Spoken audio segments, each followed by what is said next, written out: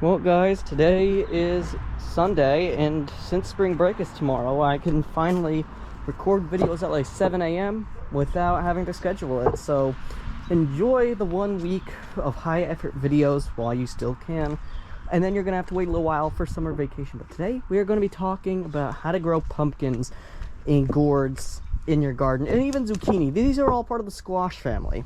So I'm gonna be remaking this video with a more bearable voice, because my voice in the early summer 2022 was not nearly as bearable as it is now. I mean, it's better than nothing, but let's begin. Let's talk about all this sort of stuff, and I don't think my rooster belongs over here, now does he? Alright, so we're gonna start talking about pumpkins, and pumpkins are one of those plants. Keep in mind, with all these plants, you don't want to start them in a pot unless it's zucchini. Zucchini, we'll get into that in a little bit.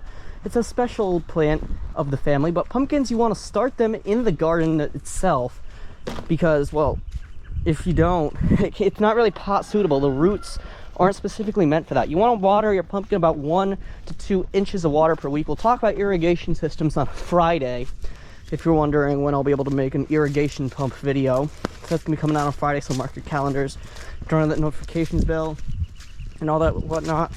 So the pumpkins, you want to either grow them separate from your garden or grow them in an isolated region of your garden. You want to know why? Because, well, because the pumpkins, they love growing. And you're like, yo, I already know that, but the craziest part about them is that not only do they love growing so much, but they also will extend out. We'll talk more about this in just a minute, but they will literally use the richness of the soil to extend as far as their little heart desires, and they will expand. Their vines will sometimes grow to 25 feet in length. I mean, that's a bit of an exaggeration on a more extreme level, but for the most part, it's like 6 to 12 feet long. And when that happens, you get a lot of pumpkins. And when the pumpkins develop, oh boy, they get they get really big. Like, they can weigh like 3 to 6 pounds on the average, probably a little bit less than that, but I'm kind of making up those numbers here. They're not in my notes. So they can weigh down your fence, so that's why you don't want to grow them in the fence. You want to grow them right in the middle of the garden and keep plants spaced out as possible. You're going to plant them around 3/4 of an inch to the ground, or this is subjective to what the seed packet tells you to do. So always follow the instructions, and pumpkins are really suitable above like really 4B. So as long as you have a warm summer where it doesn't like snow 3 inches randomly in like July, then you should be good to go. I think it'll be just fine if that's the case for the summer, and you get consistent temperatures above 70 degrees in the summer. Here in the summer, it'll either be like 68 degrees or it'll be like 98 degrees. There is no in between. So pumpkins are really special like that. To harvest them, you don't want to go grab those little clippers you will for like most of like the harvest that you'll end up doing in the garden, in the spring garden. Instead, you want to grab the big time hedgers, like the ones that you use to trim down these massive like bushes and stuff like that in your backyard. Or if you don't already, go to the Tractor Supply and look for the bigger ones, because it'll take a lot to cut down these branches. You don't need a chainsaw. Some people will do that, I don't know why. But if you grow them in a big enough quantity, this can make you big time money in the fall. Have you seen how much money those farms in the fall make from like all their stuff? I mean, they also do like other things like tours and selling other stuff like gourds and zucchini, which we'll get into in just a minute. But hey, I mean, it's something, right? It's a really useful. Pumpkins are one of the greatest, and they have a big market for them. So pumpkins are really special. We didn't do them last year. We didn't do them in 2021 because, well, the area up there is just not suitable for development. It's just not that good. Gourds, and oh boy, we grow these every year, and they are my personal favorites. Gourds are basically funny shaped pumpkins, except they're scaled down. Instead of weighing like 6 pounds, they usually weigh, I'd say, like around 9 or 10 ounces. So they're a lot lighter. You can carry a bunch of them, but they do add up really quickly, because when you plant a couple gourd plants and you only expect like maybe 4 or 5 gourds, by 4 or 5, I mean 40 or 50, because gourds will literally multiply themselves. They find their ways to stretch out. Usually you plant them around the same thing as pumpkins, 3/4 of an inch to the ground. You water them about 1 to 2 inches of water per week, and they'll grow. And by grow, I mean they'll really grow to massive sizes. As a matter of fact, you'll get those gourds to maybe grow as much as maybe 15 feet in length. We actually last year and the year before had tons of issues with gourds in the garden. They were killing plants. They overshadowed a ton of different plants in the garden.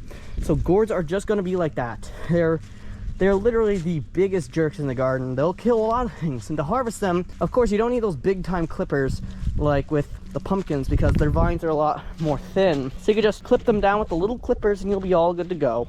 Now finally we move on to the zucchini, and zucchini is also pretty common. These are basically like gourds, except they're a little bit different. You want to give them about 1 to 3 inches of water per week, depending on where you live and all that whatnot.